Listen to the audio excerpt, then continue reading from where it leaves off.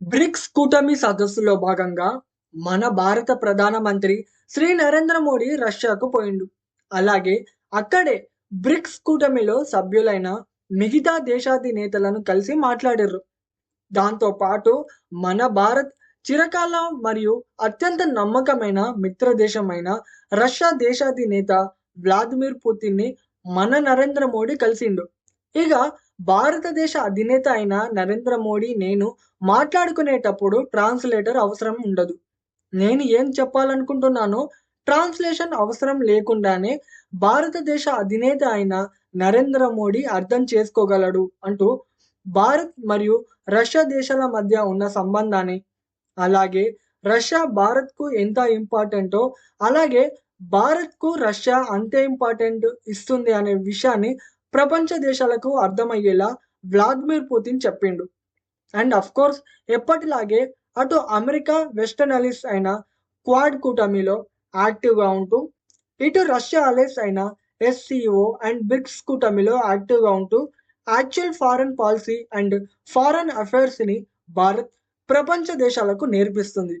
ప్రపంచంలోని మిగతా అనేక దేశాలు America allies and Russia allies మధ్య ఇరుక్కొని ఉక్కిరి బిక్కిరై సతమతమవుతుంటే భారత్ మాత్రం ప్రపంచంలోని దాదాపు అన్ని దేశాలతో ఈక్వల్గా ఫ్రెండ్షిప్ని ఎలా మెయింటైన్ చేస్తుందో అర్థం కాక, పోనీలే ఎంతైనా ప్రపంచానికి జ్ఞానభిక్ష పెట్టిన భారత్కు ఆ మాత్రం స్ట్రెంగ్త్ అయినా ఉంటుందిలే అని అనుకుంటున్నారు.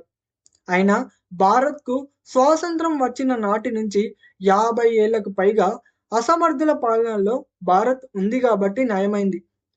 లేకపోతే భారత్ ఎప్పుడో సూపర్ పవర్ కంట్రీ అయ్యుండేదని కూడా అనుకుంటున్నారు.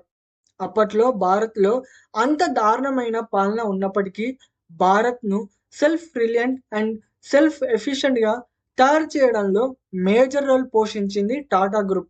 ఎస్, టాటా గ్రూప్ లేకపోయి ఉంటే భారత్లో ఈ మాత్రం డెవలప్మెంట్ అయినా చూడడానికి మనకు ఎన్నేళ్ళు పట్టేదో. అప్పుడు ఇప్పుడు ఎప్పుడు భారత్ ప్రపంచంలోని అనేక దేశాలతో ఈక్వల్గా ఫ్రెండ్షిప్ మెయింటైన్ చేయడానికి మెయిన్ రీజన్ ఏంటంటే భారత్కు ఏ పర్టిక్యులర్ కంట్రీపై ద్వేషం లేదు. భారత్ది ఒకటే పాలసీ, అదే సర్వేజన సుఖినో భవంతు. అవును మరి, ప్రపంచంలోని ప్రతి ఒక్క దేశం ప్రశాంతంగా ఎలాంటి ఇబ్బందులు లేకుండా ఉండాలని భారత్ కోరుకుంటుంది. ఏదైనా దేశానికి ఇబ్బంది వస్తే అది చిన్న దేశమా పెద్ద దేశమా, ఆ దేశానికి సొమ్ము ఉందా లేదా అనే క్యాలిక్యులేషన్స్ భారత్ వెయ్యదు. ఏదైనా దేశం సహాయం అడిగిన వెంటనే భారత్ తాను అందించగలిగిన సహాయాన్ని వెంటనే అందిస్తుంది.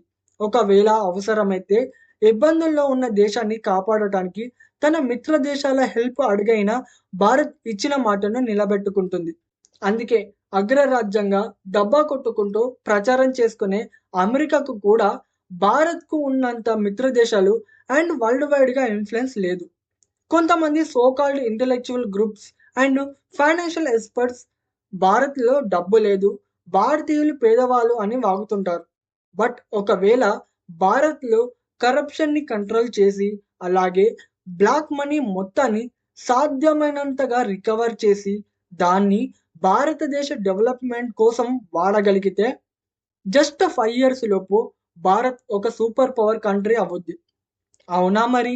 అంత కరప్షన్ అండ్ బ్లాక్ మనీ ఉంటే మన నాయకులు అదంతా ఎందుకు కంట్రోల్ చేయలేకపోతున్నారు అని ఆలోచిస్తూ ఉండొచ్చు. ఇక్కడ అందరికీ తెలిసిన విషయం ఏంటంటే, ఎలాగైతే పాకిస్తాన్ ఆర్మీ పాకిస్తాన్లోని పొలిటికల్ సిచ్యువేషన్స్ని ఏ విధంగా కంట్రోల్ చేయగలవో, ఎలాగైతే వెపన్ మాఫియా అమెరికాలోని పొలిటికల్ సిచ్యువేషన్ని ఏ విధంగా కంట్రోల్ చేయగలవో, అలాగే కార్పొరేట్ మాఫియా భారత్లోని పొలిటికల్ సిచ్యువేషన్స్ని కంట్రోల్ చేయగలుగుతున్నాయి. మన నాయకులు ఆ కార్పొరేట్ మాఫియాపై పూర్తిగా అప్పర్ హ్యాండ్ సాధించగలిగిన రోజే మన భారత్ సూపర్ పవర్ కంట్రీగా అవుద్ది.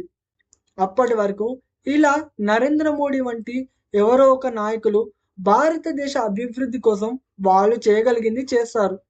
ఫైనల్గా ఒక నిజం ఏంటంటే, భారతదేశంలో కరప్షన్ని కంట్రోల్ చేయడంలో మన భారతీయులు ఐకమత్యంగా సపోర్ట్ చేసి కోఆపరేట్ చేయకపోతే మాత్రం ఎంత పెద్ద తోపు లీడర్ అయినా మన భారత్ను కరప్షన్ ఫ్రీ భారత్గా చేయడానికి ఎన్ని ప్రయత్నాలు చేసినా సక్సెస్ అవ్వవు.